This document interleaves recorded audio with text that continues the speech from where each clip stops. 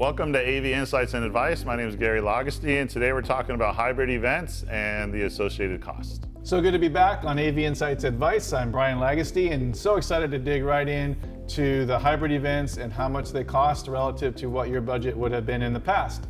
So many of you that had live events back in 2019, many of you that have had virtual events in 2020, now you're challenged with the task of doing a hybrid event. So Gary, in your understanding and talking with your customers, what do you think would be the difference in cost from either a live event or a virtual event budget on the production side, not on all the other pieces? But, Production. Well, what do you think that difference would be? What should our planners plan for their hybrid events? Yeah, no, it's a great question. We've been hearing it a lot over the phones, talking to different people. And as much as we would want to say the event budget's going to be the same for a virtual event as a hybrid or a live event as a hybrid, realistically, it should be about 150% or 1.5 times what either one of those would be for a hybrid. So if the cost is going to go up for those, Bri, what are some of the reasons for that? Yeah, so as a planner, you want to really look at your audience and understand you're going to have two unique audiences.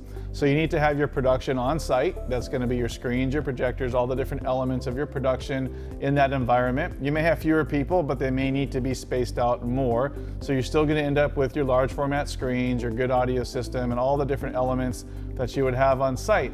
Well, then you're also going to have your virtual production team, which is going to be handling your platform, handling all of the different elements that allow the content to be streamed to your virtual audience. So while there is some overlap in your engineering and some overlap in the technology, there is two separate kind of cost components associated with streaming your event virtually to a remote audience and also having the right production equipment in the space that you need for your live audience. So that's really the driver of the fact that the cost is going to be higher than either one of those type of events on their own.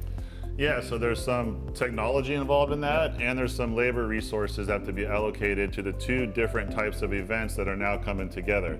Another challenge for hybrid events is engaging your audience. You have to look at it as now you have two different audiences. What I've said in the past is if it's virtual, you need to own the fact that it's virtual and really create a whole new agenda and a whole new experience.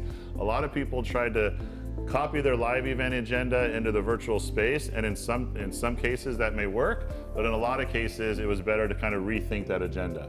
So in the hybrid experience, I would recommend the same thing. You got to think of how are you going to engage the live audience and how are you going to engage the virtual audience. And we love the live audience. I love the live audience. One of the things to remember is that nothing takes the place of human engagement. And even though virtual events allow you to reach a larger number of people, and maybe it's more convenient for different people to consume content online, it doesn't replace the value of that live experience and what you can do with your brand, with your messaging, with your customers, with your employees by bringing them together and sharing the different ideas and the culture of your company.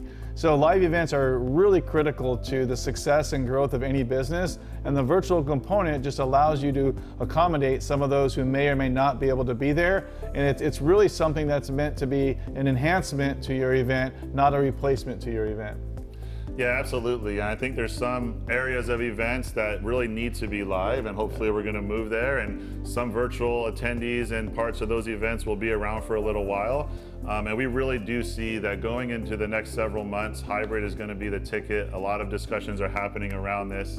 And so we hope today that some of these tips and advice for hybrid events was helpful for you. Well, thanks so much for joining AV Insights and Advice, and we'll be back soon.